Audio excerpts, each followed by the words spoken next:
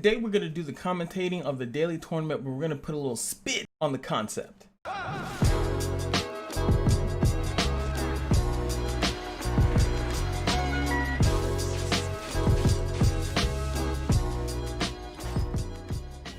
Now this is going to be different. You guys are looking at it like, wait, I can already see the winning and the losing. And it's like, yeah, I know.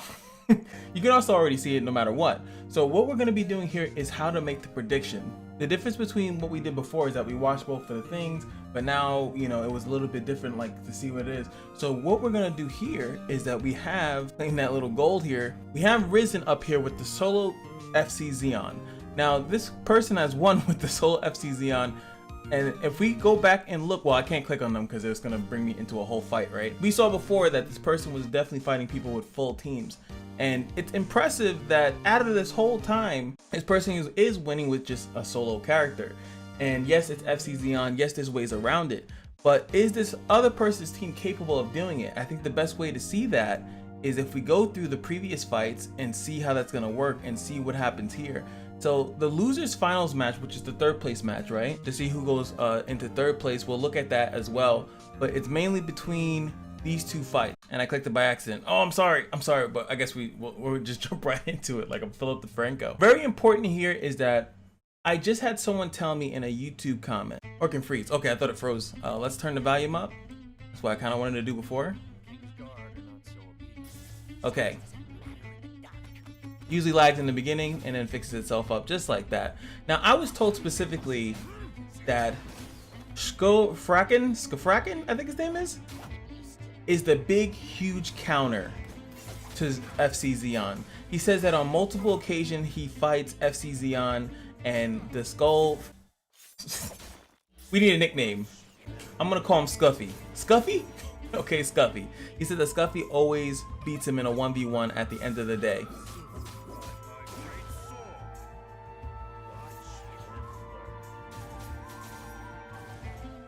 Oh yeah, and someone else asked me to do this too, is to take it off of 2x speed.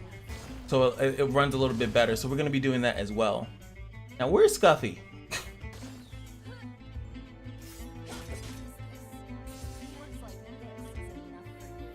Where's Scuffy? I can't even find, is he dead already? Wait, how is his team losing this bad and they recover? How do they recover after this? I don't get it. There's no way that you recover after this. It's a 3v4, and there goes the heal. And there we go. This has to be a kill. There's no way that's not. Yeah, that's definitely a kill. Especially on ice break, that's ignore defense. Out of here.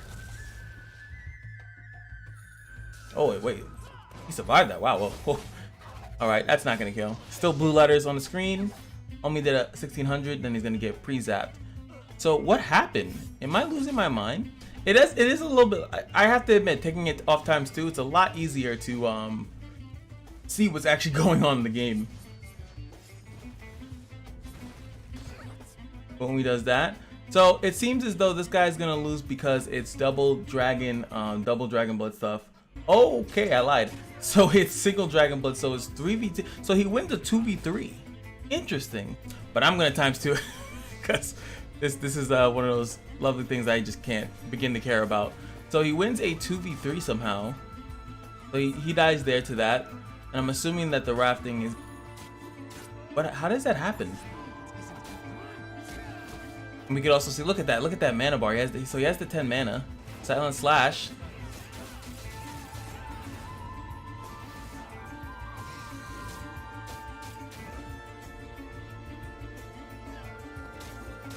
The counters. Counter on counter on counter on counter on Wrath. Still no damage. That shield just blocked 10,000 damage. 10,000 damage it blocked. One eternity later. Let's keep it honest here. This is unacceptable. This is very, very unacceptable. It's ruining our game right now. No matter what people tell me about AoE comps, that they're terrible, I don't want to be AoE'd. This is somewhat of strategic stuff. This is the reality. Oh my god, look, freaking, it's like, yo, you don't want to see the rest of this. Honestly, I don't. And it's like, even with a feature, and honestly, a lot of people want a feature like this in their game. They want the ability to showcase like auto, or like if you have a defense team, you want to be able to see your defense and how well it did. This game's kind of ahead of its time when it comes down to that.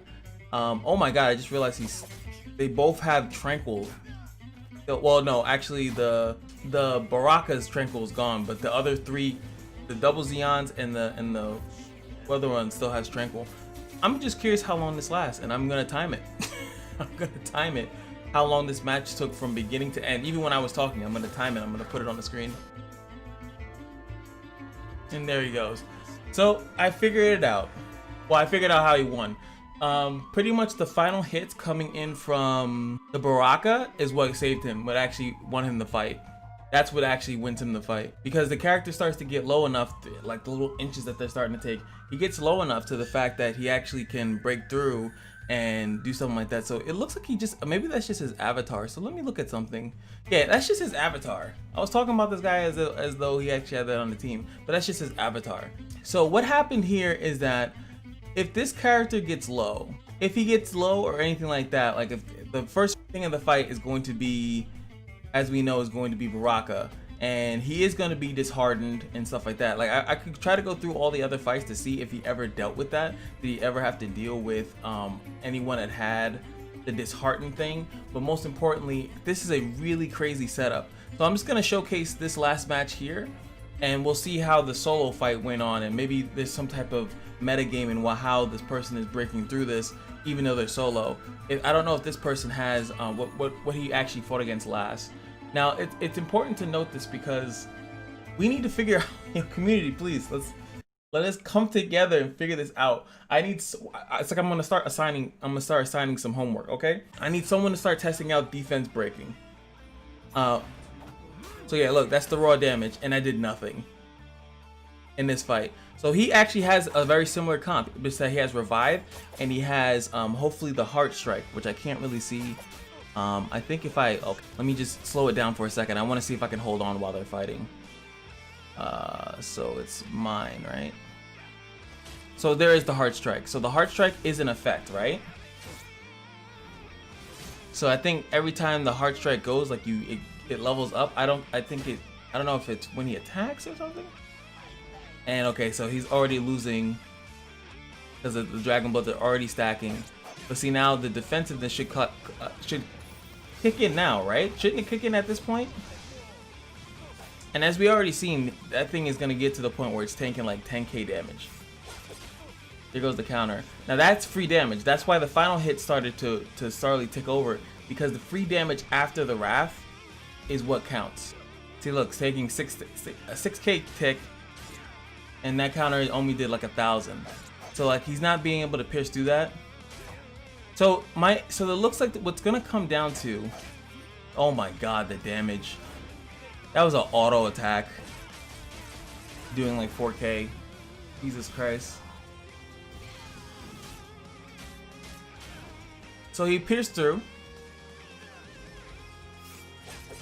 Now there goes the damage immunity. Hopefully, let's see if the AI is good. AI didn't go, it didn't matter what he went on to. Zap. And he gets zapped right back.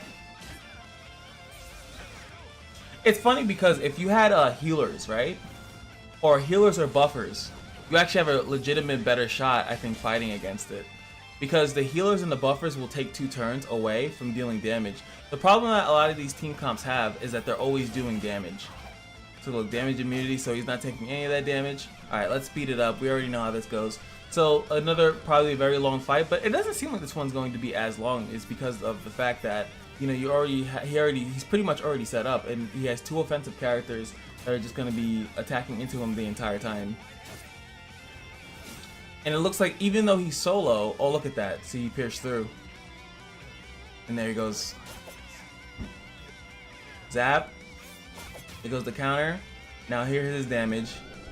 And now he's raw, right? So it's kind of like the managing of it. And I think this is important for people to see, because a lot of people who deal with this in PvP currently is trying to learn when to attack and when not to attack, and having certain characters. The final hit definitely seems like a really good way to kill them. So the Baraka is good, but we also see that what's going to happen in this fight is that the Baraka is immediately going to jump on them. And we also have to realize that the other fight didn't have a battery on it. So even if the Zeon starts to slowly but surely pop off, a lot of these characters here are going to have a second life. So he's not going to be able to purely get a kill off of one really good counter.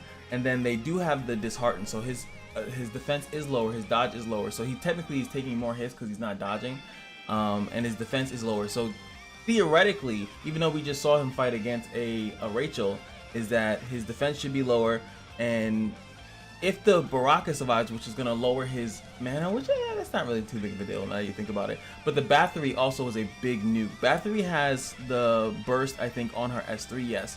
Very high base damage, and it's a burst, so it does a little bit more damage.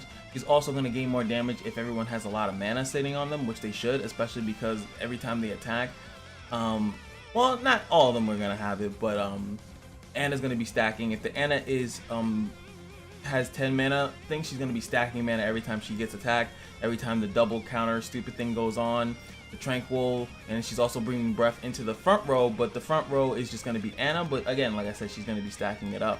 So who is your money on? And I'll briefly go over this in the next video, like who do you guys think won, or we'll see who won in the next video, so that'll be tomorrow.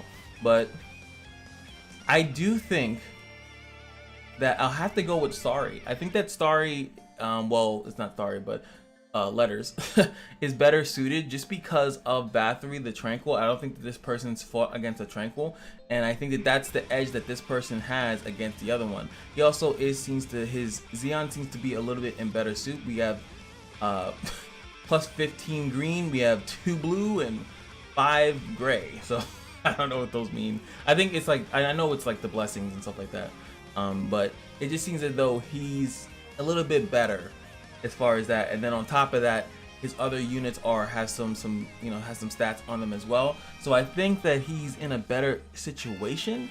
But you have to remember that all these characters have nothing but attacks. The only non-attack that they're gonna have is Anna. Anna's the only character that does not have a attack. And I'm asking the community to, 1, subscribe if you guys are new. Thank you guys so much for the support. But 2, what other strategies have you guys tried? I was talking about it earlier. Defense breaking. Characters that have a defense break in their kit. He said, someone told me that this guy, let me just go look at him for like 2 seconds. And this is the comment that I was talking about, is that, also sort of a tip, I found that scFX, at least at the PvP level, Challenger, is saying that it can solo and beat solo FC Zeon.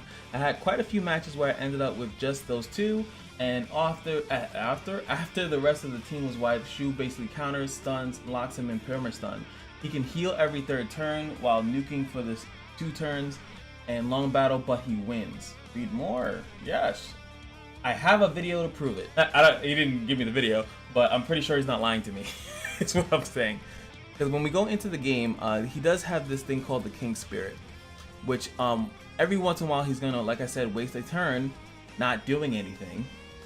He's gonna waste a turn not doing anything, and also all he has to do is tank the rafts out, and he will also just be doing the thrust, which when he gets attacked, he's gonna stun him back. So he never has to worry about FC Zeon actually doing a skill against him. Pretty much, he'll always pretty much have him stunned.